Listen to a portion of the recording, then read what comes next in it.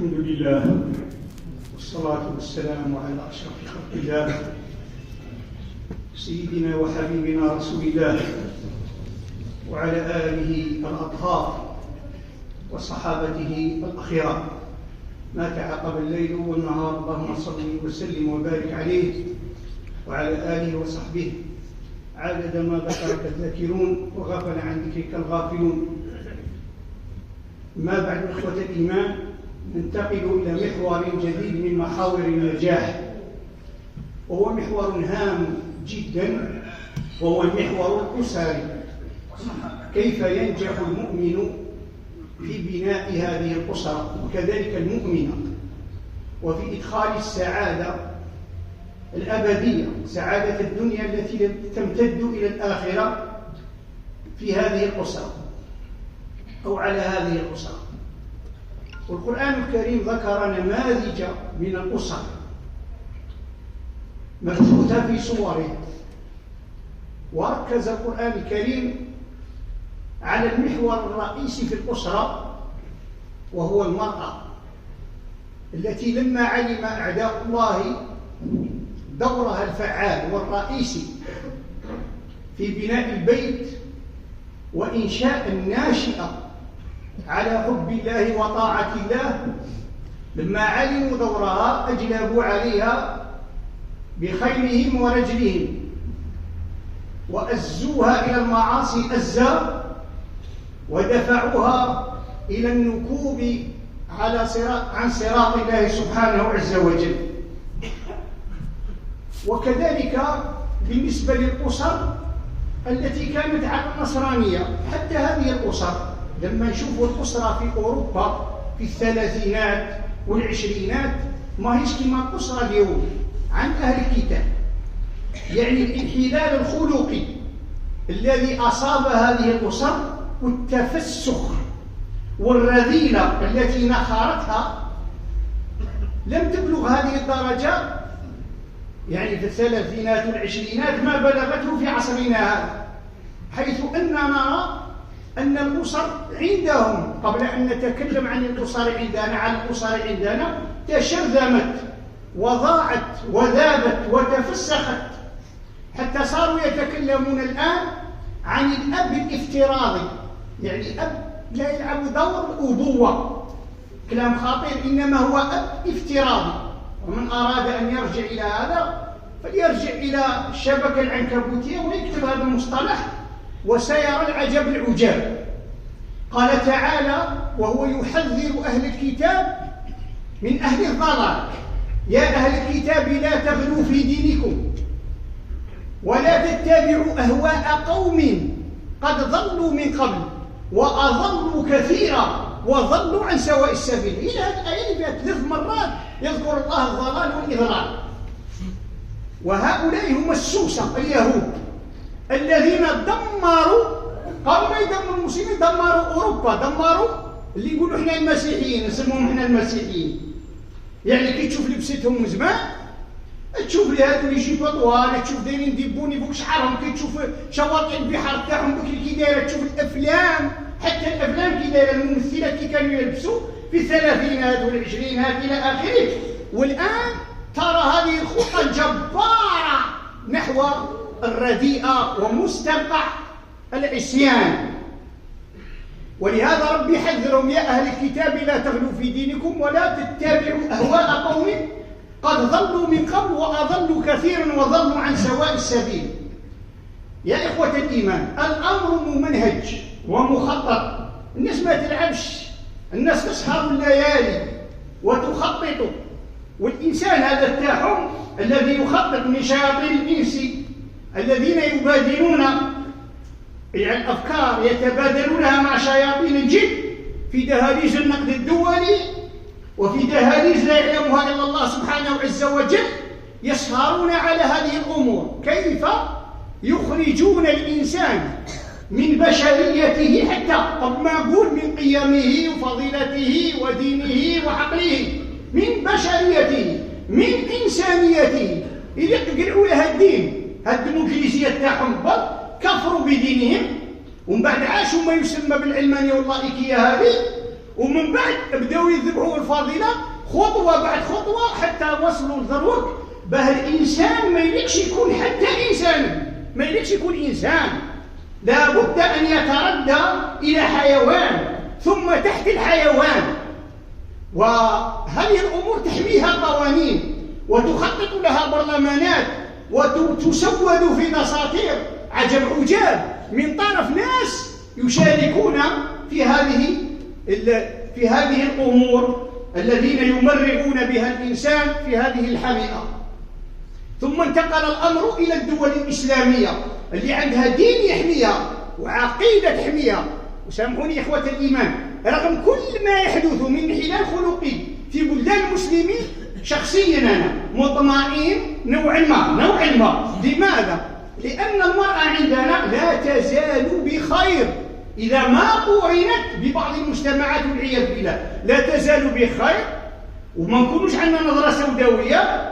احنا هنا في بلاد الجزائر عندنا مئات المساجد والزوايا وألوف الحافظات لكتاب الله، من طالبات جامعيات مهندسات طبيبات محاميات إلى آخره، يحفظن كتاب الله كما أنزل وينتبهن إلى ما يحاك وإلى خيوط المؤامرة. وعي وكأن الله يعد هؤلاء البنات إلى أمر ما.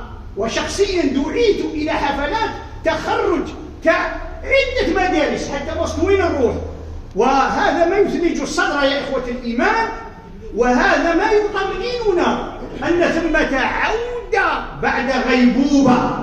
حتى في هذا الظلام الحالك كاين عودة بعد غيبوبة، رغم المعاول تاع الإعلام العالمي وما يتبعه من أذيال تاع إعلامنا، رغم التخطيط رغم المؤامرة، كاين عودة تاع بنياتنا لكتاب الله، كتاب الله سبحانه عز وجل، حفظا أكثر من الأولاد بعشرات المرات أكثر من الذكور. فالله يعد هذه المرأة لأمر ما نعرفوش. يد الله تعمل في الخفاء، لا أحد ينسب هذا العمل إلى نفسه. صحيح كاين اللي درسوا القرآن انتهى الأمر، لكن مآلات هذه الأمور لا يعلمها إلا الله سبحانه عز وجل. ويومئذ يفرح المؤمنون بنصر الله، ينصر من يشاء وهو العزيز الرحيم.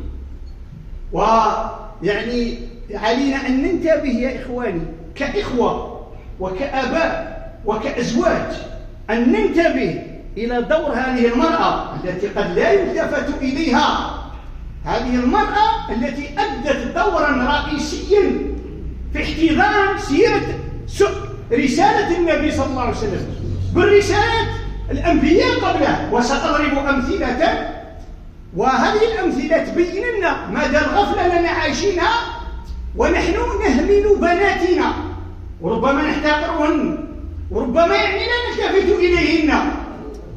والنصر يجي من جهتهم، والتربية من جهتهم، وصناعة الرجال من جهتهم إلى آخره. وذكرنا مرارا وتكرارا، قلنا شكون صنع الشخصية تاع موسى؟ من حبك الشخصية الموسوية؟ ربع عيسى، ما ذكرش ربي معهم راجل، أمها اللي ولدته. وأوحينا إلى أم موسى أن ارضعيه فإذا خفت عليه فألقيه في اليم، ألقته وتوكلت على الباري، ولا تخافي ولا تحزني إنا رادوه إليك وجاعلوه من المرسلين. ثم امرأة فرعون التي احتضنته، قرة عين لي ولك لا تقتلوه عسى أن ينفعنا أو نتخذه ولدا وهم لا يشعرون. ثم أخته قصيه فبصرت به عن جنوب وهم لا يشعرون. ثم زوجته، إني أريد أن أنكحك إحدى ابنتي هاتين. هؤلاء النسوة اللي ربعة أعدوا موسى للرسالة. ثم جئت على قدر يا موسى، وين؟ في ظلمات وصفها ربي في مطلع سورة القصص. شوف المجتمع الفرعوني اللي يصنع فيه موسى كده. إن فرعون علا في الأرض وجعل أهلها شيعا يستضعف طائفة منهم يذبح أبناءهم ويستحيي نساءهم إنه كان من المفسدين. هذا هو الوضع اللي كان في المملكة الفرعونية. كنز قاروني، انتهازية هامانية، إعلام فاسد. السحرة سحروا أعين الناس واسترهبوهم. جند يحمي الظلم، إن فرعون وهامان وجنودهما كانوا خاطئين، شعب مستخف ما يصلح والو، فاستخف قومه فأطاعوه، لهاهم في المعاصي والزنا فأطاعوه.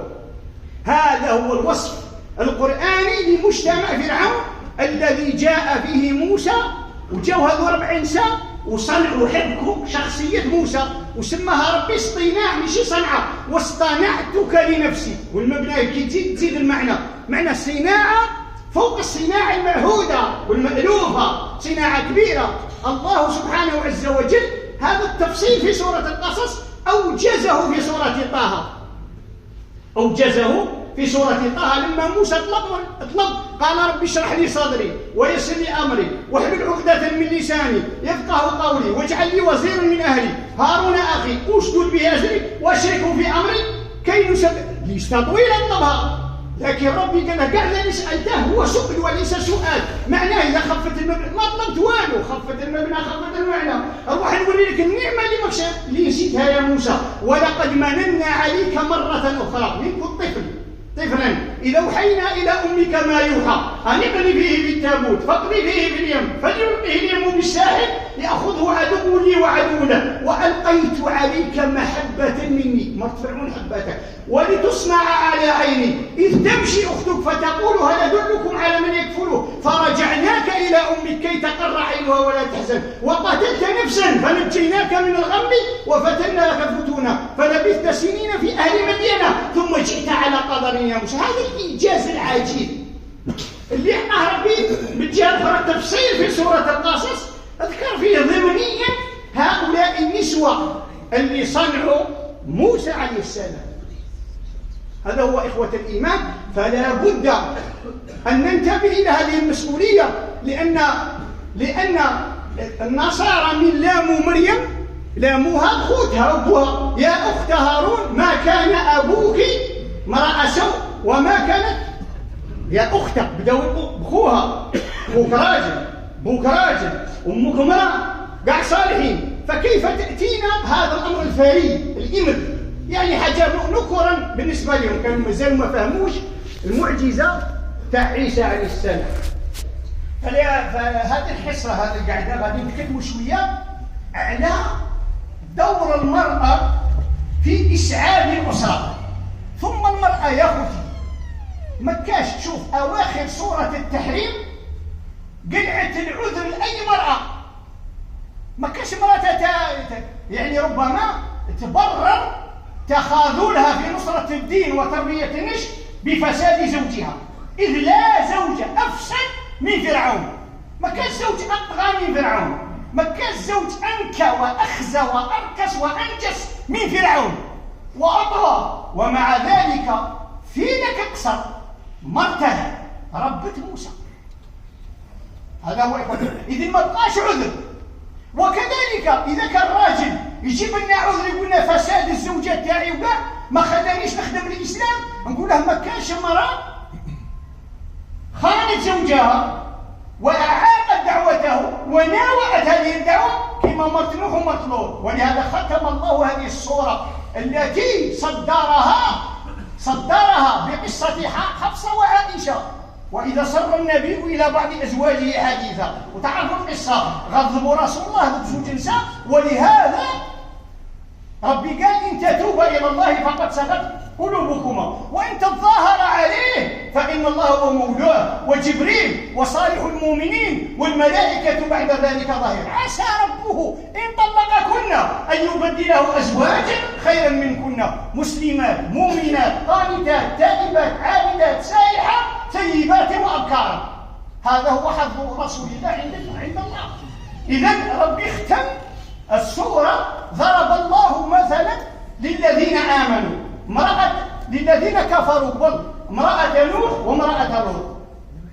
هذو زوج نساء ماشي سهلات، هذو زوج نساء غير احنا من والفنا القرآن نقزموا المعاني تاعها نتصوروهم في دوار ولا ما نعرف. هذو زوج نساء، هذه كانت تعيق دعوة دامت 950 عام وراجلها يدعي لله وجبريل يزورهم في الدار وهي تخونه والخيانة سرية. ما معنى تخونها؟ ماشي في الدراسة، تخونها في الرسالة، ما تخليش الرسالة توصل، تحول بينه وبين الناس بالإشاعة وبالتخطيط وبي إلى آخره. وكذلك امرأة لوط اللي ما زال هذه الفاحشة لليوم تلعب دور كبير في المجتمعات. حتى شفتوا كأس العالم في قطر، الشارات هذه يعني وزيرة بلجيكا والفريق الألماني إلى آخره بغاو يفطربوها. علاه ما خلاهمش يمثلوا المثليين؟ معناها هذه الفاحشة يا إخوة الإيمان لها جذور ذكرها القرآن. وربي من ذكر لوط في عدة مواقع من القرآن في شحال من مضرب، للترفيه ولا للحسب الترفيه؟ لا، وإنما للتحذير والتنبيه أن هذه الفاحشة ستبقى إلى يوم القيامة تنخر المجتمعات وتبدل خلق الله، وهي مسمار في نعش البشرية، وهي سرطان ينخر أخلاقها. ولهذا ربي قال امرأة لوط ذكرها مرارا وتكرارا، كان عندها غير البنات. إذن ومع ذلك ابناتها مسلمة بالإسلام العام يتبعوا بهم، وكذلك أبناء نوح، واحد فلت راح للكفر والآخرين راحوا مع أبوهم. إذن ما كاش عذر للرجل بفساد زوجته ولا عذر للمرأة بفساد زوجها. ثم ذكر مريم، فهذه ما كاش عذر للمرأة اللي مشي متزوجة باه تنصر دين الله، لأن مريم لم يكن لها زوج، أحصنت فرجها، مثلت العفة الطهارة في أسمى معانيها، وصلت نفخ الله في روعها، نفخ الله فيها في رحمها من روحه سبحانه عز وجل بواسطة جبريل، وحال جبريل باه ينفخ في جيبها وحملت إلى آخره. فيا إخوة الإيمان هذه الصور التي ذكرت النساء لا بد أن يلتفت إليها. سورة النساء فصلت في النساء صور كثيرة، كاين صور سماها ربيع النساء، سورة مريم سماها سورة الممتحنة والممتحنة، سورة المجادلة، سورة الطلاق، سورة الأحزاب أواخرها، يعني صور كثيرة. فصلت سورة التحريم، ذكرت الأمر تاع الأسرة، وذكرت المحور الرئيسي في الأسرة اللي هو المرأة. الآن لو كان يشوفوا الأنظمة التربوية وإحنا في الدخول المدرسي، كثير من الأنظمة التربوية، وهذه ماشي كلامي أنا، هذا كلام علماء كبار كما ماسلو، لا تعرفوها، ماسلو هذا هو اللي يدير الأنظمة التربوية في أمريكا، وين جدا من علماء الاجتماع، ماشي هو اللي يدير، يشارك، يعني يشارك وعنده مشاركة قوية.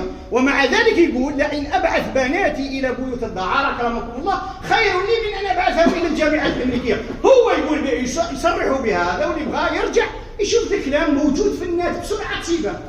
يعني تصريحات ماسلو حول الأنظمة التربوية في الولايات المتحدة الأمريكية، مع أن الولايات المتحدة الأمريكية نهار اللي بدا جورج واشنطن وقعوا بداو يأسسوها كانت مبنية على الدين.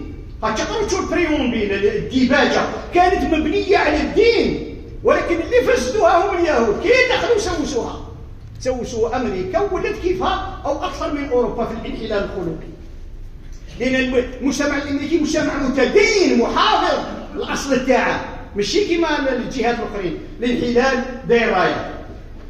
فيا إخوة الإيمان هذا التعليم يقول عليه ماسلو من أجل سوق العمل، يقول كاع الأنظمة التربوية تأملتها في العالم توجد التلميذ للخدمة، ماشي العلم للعلم كما كانوا سيادنا الصالحين. احنا سيادنا السلف الصالح تاعنا كان يقولوا العلم لمعرفة الله مثلا، ولتزكية الأنفس، ولتربية النشء، ولتنتشر المودة والسلام والخير والرحمة في المجتمع.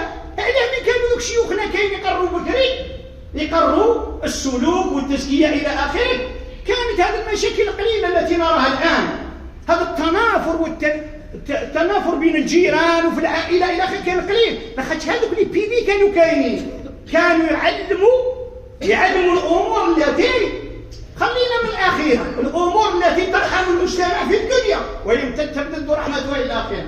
الآن احنا كثرة وليداتنا مهودين طالعين طابليات الخراطيم إلى آخره، ملايين يروحوا يقروا، لكن هل هذه الأنظمة التربوية تعدهم لمثل ما ذكرنا أم تعدهم للعمل؟ كل واحد في راسه القراية تجيب الخدمة، هذا هو، هذا خطأ يقول ماسلو، هذا أكبر كارثة. ولهذا تصيب اللي فيه الصوني كما لوزين، فيه السيلفيون جينيرال كما كوترمان، فيه النقط في بلاصة الدراهم، يعني أمور تعوض الوزين في القسم، ومن بعد يتربى عليها التلميذ ولا البنت إلى آخره. وسنتكلم عن البنت خاصة يا إخوة الإيمان. وأنصحكم بكتاب اللي بغى التفصيل مليح مليح مليح في هذا الأمر، هو كتاب تاع الشيخ ماجد عرسال الكيلاني رحمه الله. ماجد عرسال الكيلاني كلمتكم عنه مرارا، هذا الرجل آخر ما كتب ومات هو ذا الكتاب، يعني يكتب كتاب يسموه يعني رسالة مفتوحة إلى الفتاة المسلمة في ظل العولمة.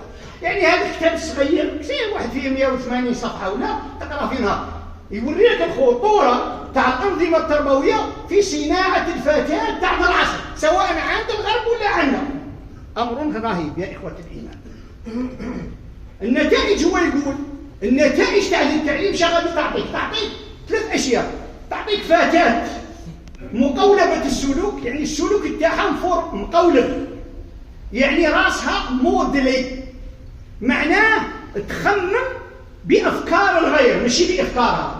وهذه راه حتى عند الرجال، بحيث كي تشوف البروغرام مليح البرامج وتدخل للداخل التمارين بروحها للداخل كاع ماشي تاع تفكير، ما تصنعلكش تفكير قدرة على التحليل، لا تصنع لك تقليد، تصنع لك قولبة، راكم موديلي، راكم قولب وماكش عارف.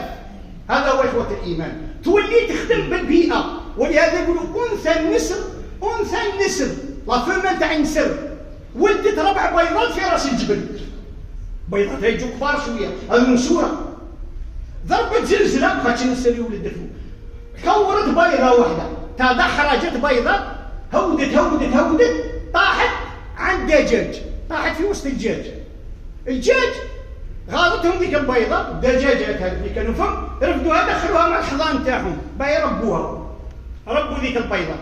قصة الحديث قياس. من بعد نهار اللي فكست نسر بغاش تفك دجاجة ما دايرش كي الاخرين، ولكن حنت اليه بقية يعني فراخ يبغوه خاص زاد في وسطهم، ولا والف به يكون دجاجة، هو نسر بصح والف يكون دجاجة. واحد النهار فاتوا نسورة طايرين قال يا ليتني نسر، يا ليتني نسر فأطير كما يطيرون. قال كون يجي تنسر هو نسر. هذه هي البيئة أخوتي، تكون سبع بصح كي تتربى في وسط الثعالب تطلع ثعلب. هذه هي البيئة. ما عندكش وقت، ما تخليكش وقت تعرف روحك انت شكون، باللي عندك قدرات وعندك دي كاباسيتي خلعو، خاطش علاه ذلاتك البيئة، عشت في وسطها. هذا هو إخوة الإيمان. ولهذا واحد فوضوي تحطها فيه ما عاد في مجتمع كي داير واحد فوضوي، يعني يبدا يسقف في روحه لكن يولي الطبيعي. الله غالب. ولهذا هذه الأنظمة يقول تصنع المقولبين، مرأة مقولبة تخمم كيما بغاو يصنعوا لها البرامج، وتولي سلعة تقويمية، سلعة دي برودوي نقولوا حنا تاع سلعة تسويقية، دي برودوي دو ماركتينغ، هي تولي سلعة المرأة. كيما يبيعوا درك سيارات بالنساء، سيارة جديدة يصوروا وحدها نساء قريب عليها باه تنباع، ولا يديروا البيبليسيتي كثر نساء إلى آخره. تولي هي بروحها يعني سلعة تسويقية، وتولي مدمنات تاع استهلاك، مدمنات الماركتينغ دو كونسوماسيون، معناها تولي تاع استهلاك. تشوف المرأة تشري مسكينة، تشري لي ريدو تاع التيوق، تشري بدلوهم عاود، تشري لي كوات عاود بدل، لي كوات عاود بدل، غير بدل وتجري وما عاد وراهم كارت دو كريدي وتبوتك في روحك وتبوتك في زوجها والى اخره. يعني الله غالب. وهذا في كل العالم، ماشي غير عندنا يا اخوة الايمان، في كل العالم. وهذا كاع علاه نديروا توطئة للسعادة في الأسرة، السعادة في الأسرة. لأن الزواج أخوتي شهوة، الزواج ديما نقولوا رانا نعاودوا ماشي ليفريت فامي.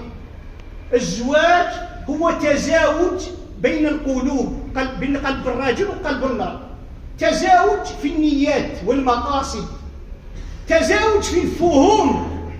اللي فهمتك وفهمتها متقاربين، هاولا انت عندك افهامه تفكر في هموم المسلمين وامور كبيره، وهي تفكر غير في حماتها وخنتها وعجوزتها، هذه ما يصدر، هذه ما السعاده.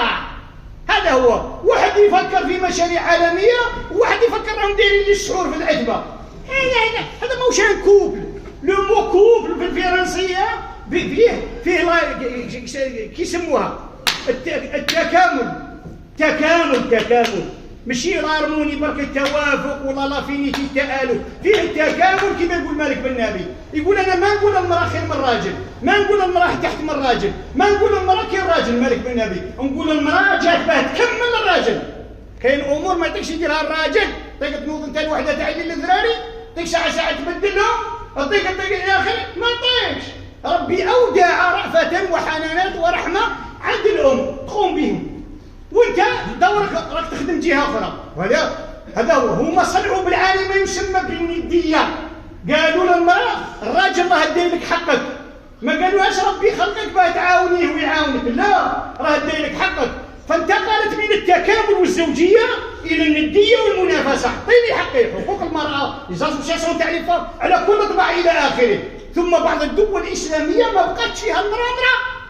احنا في الرحمه من الجزيره، خذي الرحمه الرحمه الرحمه الرحمه الرحمه. احنا ما زعلنا قانون الاسره. كاين بعض الدول غير قريب لنا تروح عند امراه تقول لها انت امراه تبغي تقربك، لان قلعوا لها من راسها باللي هي امراه، اقتنعت، انتهى الامر.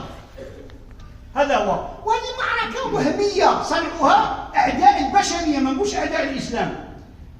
ثم يا اخوه الايمان، هذه العولمه الجليله يقول الشيخ ترد المراه مدمنه تاع استهلاك، وكذلك هي التطبيق، هو يسميها العملي لصنميه العصر. صنميه كاين 4 أصنام حذرنا منهم رسول الله صلى الله عليه وسلم. لان رسول الله صلى الله عليه وسلم شاو دوره جاي يهدم الاصنام اللي فاتت ويحذر من الاصنام اللي جايه. هذا هو جاي يحارب الشرك، جاي يحارب تعلق الانسان بغير الله، وطمع الانسان في غير الله، وخوف الانسان من غير الله، ورجاء الانسان في غير الله، وهكذا. ومن نتكلموا على هذا الرجاء والخوف نقصد بها ما يطعن في اصل التوحيد. هذا هو. والا كاين بعض الرجاء جائز وبعض الخوف جائز الى اخره، ذكرنا هذا في الحصه السابقه. شنو هي الصنميه هذه؟ يعرفها الشيخ رحمه الله، يقول هو تخلي الافراد والجماعات عن حرياتهم واراداتهم وممتلكاتهم التي وهبهم الله من اجل يتخلوها من اجل مخلوق اخر، ثم يتوسلون لهذا المخلوق ليرد اليهم بعضا مما سلبه. هذا الاصنام كانوا الاصنام، سواء اللات والعزى ومنات. اللات هذه كانت تعبدها قريشيه، دايرين اصنام في دار وسموه اللات، جايه من الله، وهذا من الالحاد ان يشتق للاصنام من اسماء الله. هذا الالحاد فيه 4 انواع عند علماء العقيده، هذا النوع الرابع. واللات، افرايتم اللات والعزى، والعزى من اسم العزيز. اللات هذا كان راجل يلت السويق للحجاج، كان يخدم الحجاج ويكلهم وكاع، انسان صالح عندهم، كيما دفنوه ولا يعبدوه من بعد. هذا هو كيما تبدا بالليل راجل صالح، من بعد تنقلب قال حشم ربي به، من بعد يولي ورد. ما نيش نتكلم عليه، هو علاني روحوا له، علاني روحوا له. والله يشهد اننا نتكلم في هذا الموضوع منذ سنين تبرئه للذمه، اللهم فاشهد، تبرئه للذمه. هذا هو. ولا يهمك الجماهير، جماهير ما تنفعكش، وقبرت تقعد وحدك مع رب يحاسبك بواسطه الملكين. كاع مات من كان يدعو التوحيد، ومات من كان يناوئه، كاع ماتوا. سعد لي وثبت، ويل اللي كان من الجهه الاخرى. روحوا في التاريخ، ونروحوا حنا فين ويجوا لي مورانا ويروحوا. فتنبه، هذه الاعمار قصيره، والله ما ينفع سوى الحق، والله ما ينفع سوى الحق. تبغي تربح الناس وتخسر ربي، سترى كاع نمرضوا ونموتوا. غدوه يقول لك تبي في حاجه بدات عند في اياماتك، شادر هذاك. وقف مع الحق، وقف مع الحق، بركاك من الاهواء. اذا يا اخوه الايمان، اللات والعزى، العزى كانت شجره يعبدها بنو كنانه، كانت كنانه ماشي بنو كنانه. ومنات جايه من اسم المنان، شجره فاني كانت تعبدها شكون؟ ثقيف. ولهذا رسول الله صلى الله عليه وسلم قال لخالد نوض يا خالد، اقطع لي هذيك الشجره وفرحني، ودي معك جيش. راح خالد صابهم يتبركوا بها ويدوروا، قطعها، بصح خرجت له جنيه، قاتلها وقتلها. هذا ثابت بالسيره.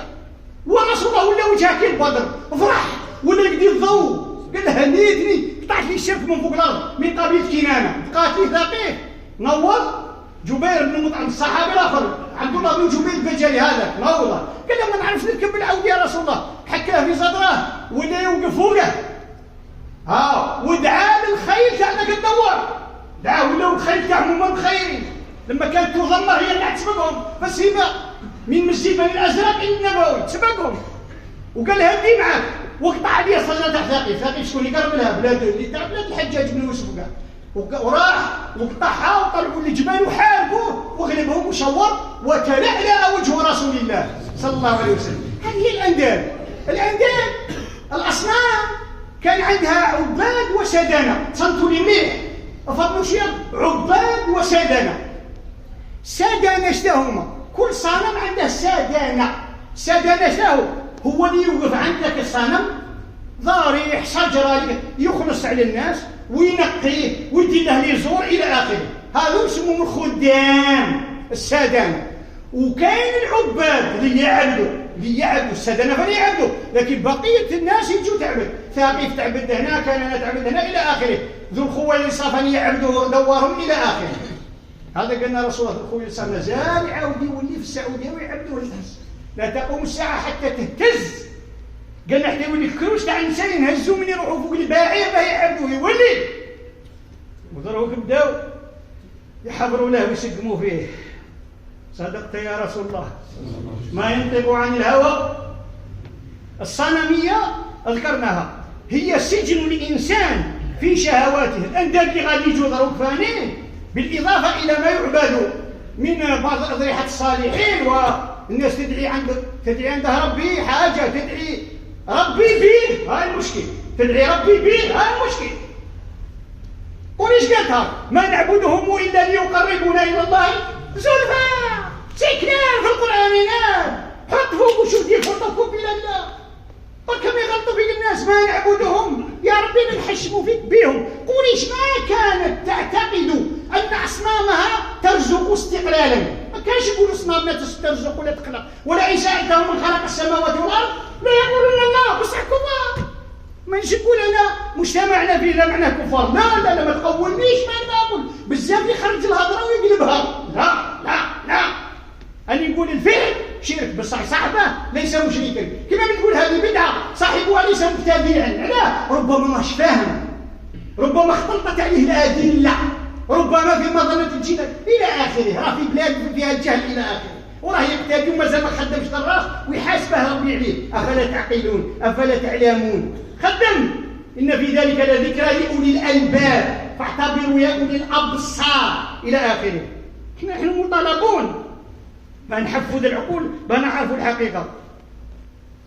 المقصد من بعثته صلى الله عليه وسلم ذكرناها، بعثته كاع كي نجيو نلخصوها صلى الله عليه وسلم تحطيم الأصنام التي انحدرت إلى عصره من الماضي، ذكرناها، وتحذير الإنسانية من الأصنام. فهذه راهي جاية، هذه أصنام ما تطعنش في أصل التوحيد، تطعن في كمال التوحيد بصح تتركنا في أخلاقنا. وذكرها رسول الله صلى الله عليه وسلم: تعس عبد الدينار، عبد يعبد الدراهم، تعس عبد القطيفة، يعبد القطيفة، قطيفة شيء السجاد يطاف في تاع الدار إلى آخره يريدوا تعتق. تعس عبد الخميصة، الخميصة هما اللباس، لموت الأزياء. ولهذا يا إخوة الإيمان هذو ثلاثة ذكرهم رسول الله صلى الله عليه وسلم أنها ستكون من المعبودات. ووالله إن الأسواق العالمية تجسد هذا أيما تجسيد، وتؤكد كلام رسول الله صلى الله عليه وسلم أنه من الوحي. هذه من دلائل صدق نبوته. وكذلك الأنداد، ومن الناس من يتخذ من دون الله أندادا يحبونهم كحب الله والذين آمنوا أشد حبا لله. شو اسمع ابن مسعود من جا في الآية هو ابن عباس للزوج المتان تاع التفسير.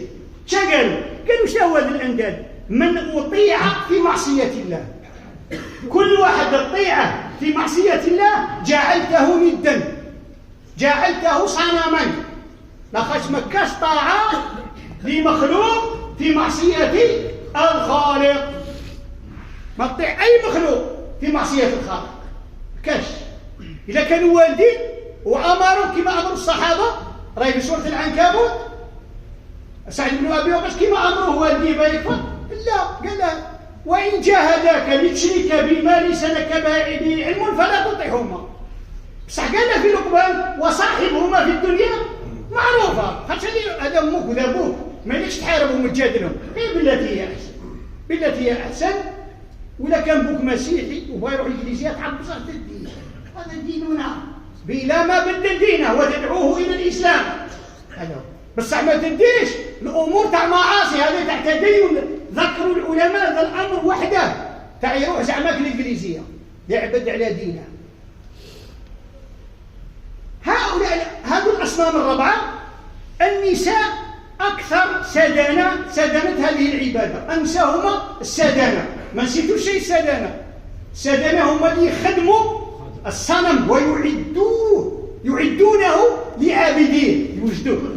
وهن كذلك النساء أكثر أدوات هذه الصنمية وأكثر ضحايا من جهة هما أدوات، هما بروحهم يقولوا أدوات تاع الصنم، وهن كذلك هن السدنة.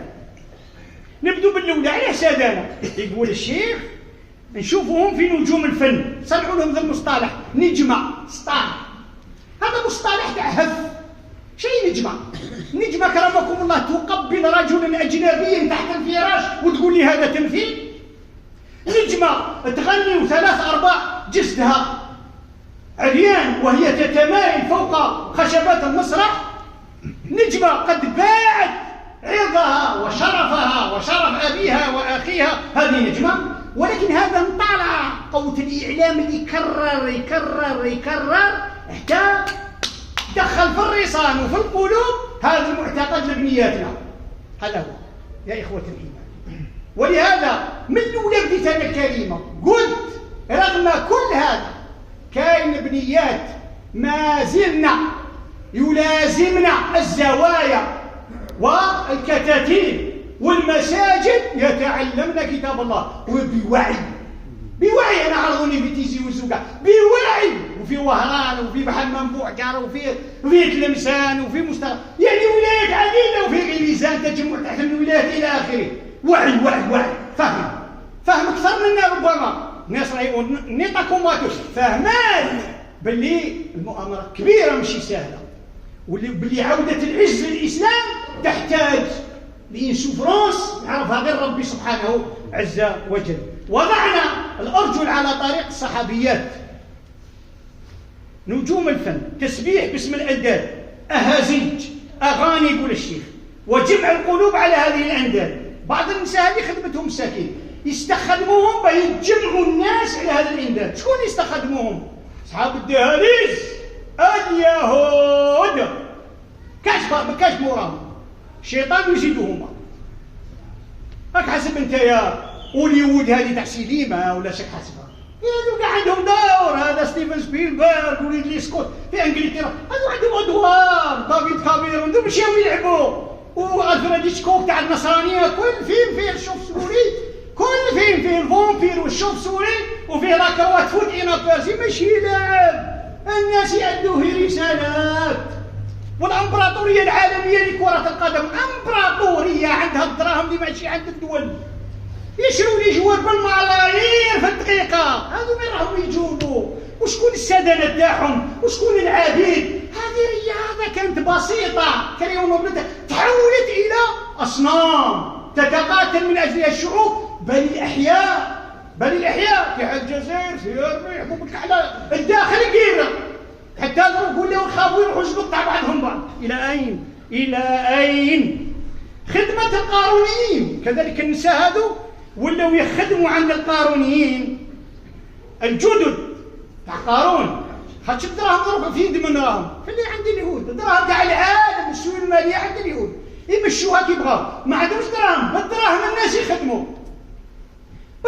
يخدموا، تبدو لك فرنسا ربما حاقده على الاسلام اكثر من اليهود، لان الميديا تاعها يهود، المدراء اللي كل يجي تاع البنوك يهود، الممثلين اصحاب الاعلام يهود، الى اخره يهود. حتى سموها البنت الكبرى للكنيسه، عندها وزاره اسمها وزاره الداخليه والاديان. ما كاينش كاع اللي زايده الاديان والحجاب. كما قال لهم واحد لو كان يقلعوا لكم الحجاب للصحافه تاع فرنسا ما تسيبوا على ما تهضروا، غير على ربما قال لهم الجوع تاع الاحوال الجويه يقولوا له سالي فوالي. حتى السيام راه يدير راهم فين يدير حجاب الغيام تاع السماء. يعني الحب يكثر من النيف، تتحرك من المانيا ولا ما تسيبش كيف حب يكثر من النيف. ولا زاد يضيقوا على الاسلام ويضيقوا مع طويل بعد وراهم رايحين. وكي تسقسي خوتنا اللي عايشين فهم لا ينبئوك مثل خابر، هما اللي عارفين يعرفوا واش هي فرنسا وعمق فرنسا ماشي انت منا وتصور فيها. خدمه القانونيين الجدد من خلال خدمه البنوك والمؤسسات، يعني كثره توظيف النساء في هذا المجال. اغراء المستهلك بعباده صنم القطيفه والموديلات والسعاده في اقتنائها. خاطر شكون يدير بيبليسيتي هذو لي طابي وهذو لي كوارتير وهذو لي كوارتير اللي كنت نقولوا لهم خالوا الى اخره الديكور تاع الدار يديروها النساء. ولهذا هو كيحط لك مسلسل وكاع هذيك المراه مسكينه حاسبه تتفرج غير في المسلسل. وراكي تفرجي في المسلسل بطعي زنسان طاعي في نفس الوقت، راكي تتفرجي في الديكور تاع الديار، راكي تتفرجي في الديكور تاع الصالون كي داير، وهذه كاع ضمنيا تتأنكر في الراس. وغدوه تبدا تلهث كما من المخدرات، يولي عندها المونك. وكذلك تولي تعمل في دور الازياء. دور الازياء شكون يعملوا اليوم؟ الرجال يعملوا النساء خضره. دور الازياء هذه ما كانتش كاع عندنا حنايا، ملكه الجمال الحيه. دور الازياء والمعارض والترغيب في الفساتين والشارات والعطور وصناعه السينما والمسلسلات لاشاعه ثقافه الاستهلاك والعمل في الفنادق. هذوك التوالي كاع مساكين ما عندهمش قيمه يديروهم حاشاكم باه يبيعوا المتعه في الفندق. يقول لك باغي شومبره هكاك ولا افيك، هذا هو. وهذو كاع نساء مساكين، حتى لو كان كافرات مساكين هاجرات من اليوكران ولا من الروس حتى يولوا رقيق ابيض جايبه يخدموا تجيبوها يقول لها صافي لا شو هذه ولا هذه تولي لبلادك ولا بيع الجسد. كرامك الله. هذا من ناحيه كونهن من ناحيه كونهن السادانه، ضرب من ناحيه كون المراه اكبر هذه الضحايا تاع الصنميه. اولا تولي مجرد سلعه. هذا نشوفوهم مساكين تورني في ليفين تلعب دور ولا في المسرحيه ولا دير بيبليسيتي في الاسواق، كي تشبن شي يديروا ويروح لها الجمال وتذبان يقيسوها. تولي تقود في الجو كرمكم الله ودايره سانكرو في صاكها وتقارع شكون يقول لها شكون يدير لها انسولين ما تسواش. هايو تولي مسكينه بقوه الماكياج تاع الشغل تولي معك ضرابيله في وجهها. تشوف لها كرمكم الله تروح لابيتي. ماناش عيبوا في خلق الله. باكون كي تشوف الشيبانيه عندنا حنا بالفيشو الابيض ومدورين بها ولادها وبناتها تولي انستان مونيمون، تولي بيضاء كيما جريحتها تعد للجنه.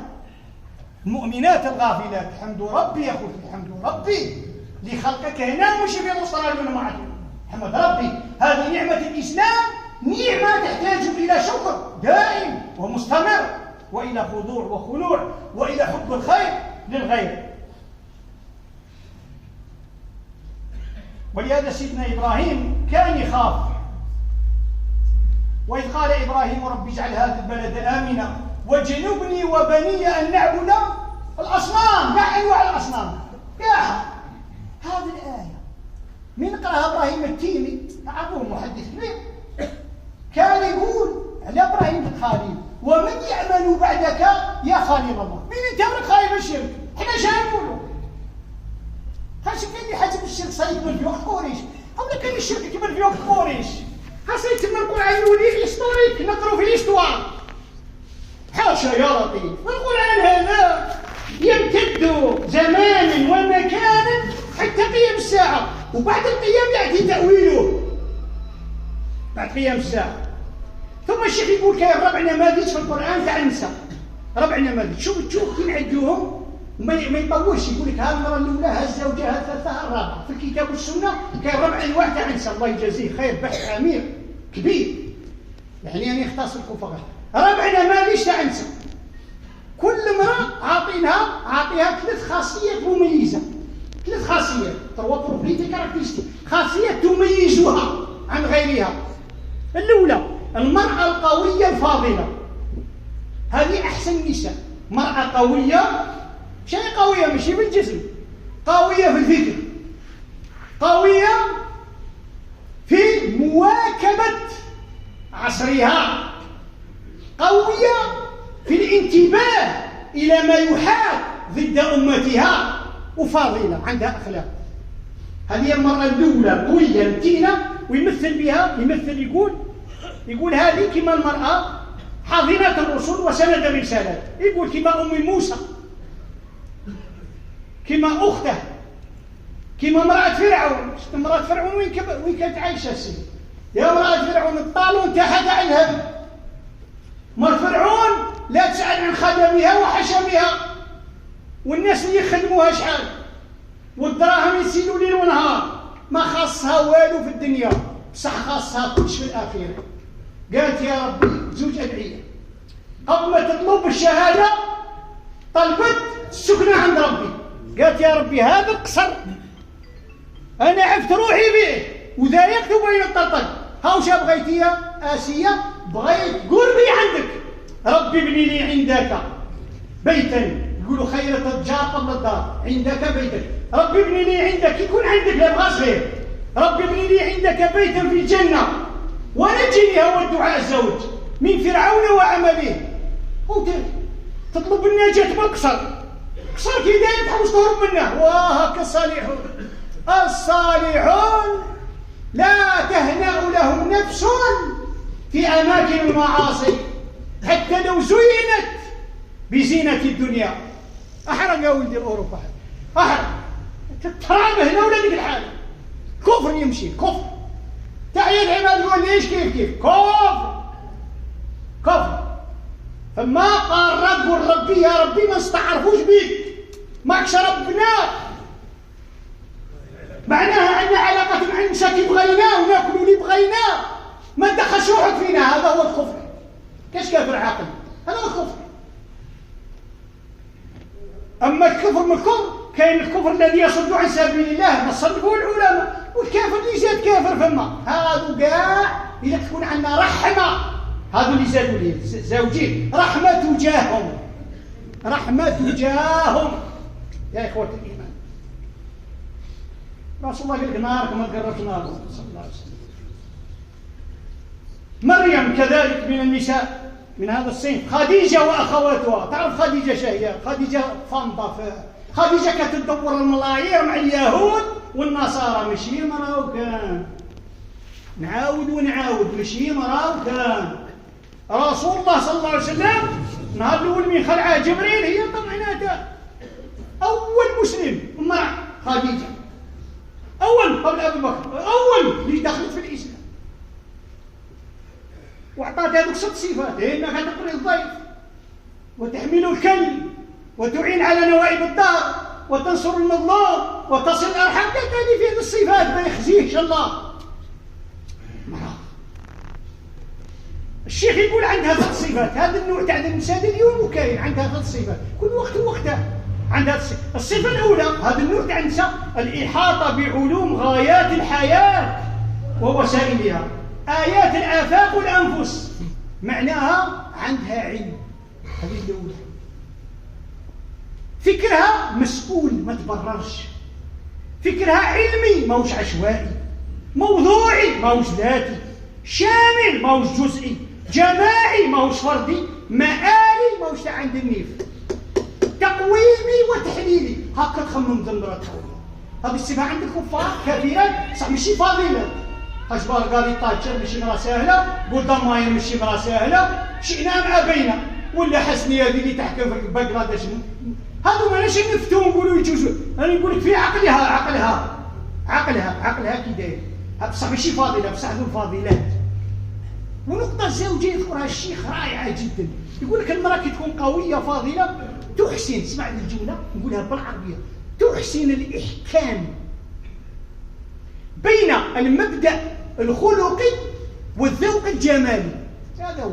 هذا النوع تاع النساء عندهم يلاق في الإكيليبر بين التزين لابوتي المرأة تبغي الجمال، الله غالب تبغي الجمال. كان ابن عباس يلبس لباس يقول لها شكل ابن مسعود، يقول لها اني اتبعل زوجتي اتزين لها كما تتزينني. هذا يديم المحبه ويعطي سرور في البيت وبهجه، وما يخليش العيون تاعك وتاعها يتافتوا لبرا. المراه المسلمه ماهيش مبتذله تخلي روحها تتوسخ الى اخره، ودرك كاين كاع ادوات التطهر وماهيش كذلك المراه اللي تطغي الجمال على المبدا الخلقي، جايه في الوسط تتزين لزوجها في قمة التزين والجمال، وكذلك تراعي المبدأ الخلقي. معناه الجمال عنده حدود خويا. ثالثا الجمال هذا في السلوك وفي العلاقات الجماعية، وكاع خاطر حنا قال صبر جميل، حنا الجمال ماشي غير في المحسوس، صبر جميل، هجر جميل إلى آخره. ثالثا التطلع إلى المثل الأعلى الذي يطرحه القرآن. معناه كاين أمثلة يطرحها القرآن تاع نساء صالحات تبغي تكون كيفهم، وتجنب مثل السوء. القرآن حذر من بعض النساء ورغب في الاقتداء ببعض النساء، هي تروح تحوس بناتها يكونوا كي عائشة كي حفصة كي خديجة إلى آخره. رانا في غيبوبة خوتي سامحوني، حنا بنياتنا طلقوا ربي وصاير نحسب تقول كاع نديروا حنا ماشي كاع قول غادي تولي لوالديها واصلها يا ودي واه بصح وقتها ماشي كي وقتك، يا وقتها تاع انترنت وتاع فيسبوك وتاع تيك توك وتاع انترنت اوف ثينك اللي جايه وتاع علماء وتاع يا غادي تقرا في ليسي وتجمع حدا واحد اخرين وتروح تجمع الى اخره. الا خليتها بكره بلا قرايه كارثه، لا قريتها في الجو كارثه ولا سوليسيون. شاو الحل؟ خدم ذا الراس اللي قاعد في الحجره يشري ويوكل ليلفاج ماشي التربيه، ليلفاج كي شغل رانا نقصوا هذا هو.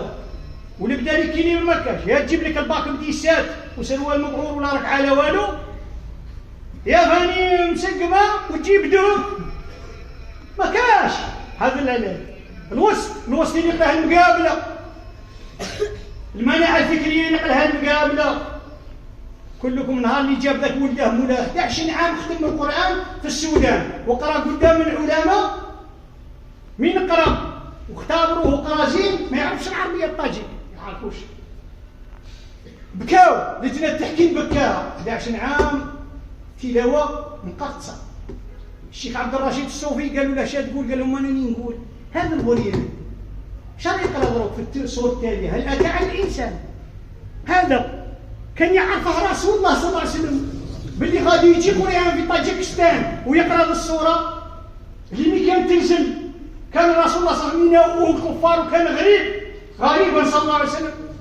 بس عليه خلعت اللجنة جاي الغاو لبوه قال له قلنا كلمات عليه ما يعرفش العربية وما فهمش شنو يقولوا. قالوا له الشيخ نسيت باللي إذا ما يعرفش العربية. قال نسيت. لا هذا القرآن. قال لهم نعرف حي كلمة يعرف هذا العربية ما زادش بوه. قال لهم كلكم راع وكلكم مسؤول عن رعيته. هذا ما قال رسالة كاملة.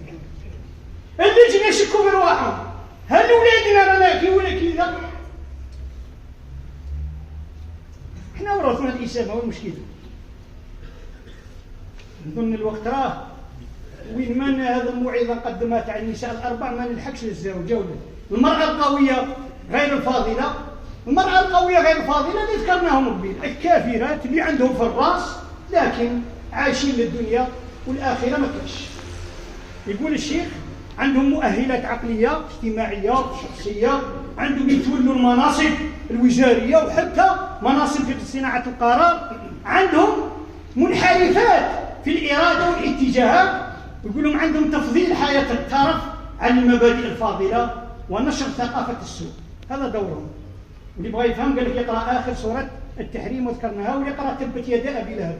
مرت أبو لهب كانت من ذي النور، مرأة قوية أم جميل تعرف الرجال بالصح. هذه المرأة أم جميلة كانت شادت في راسها.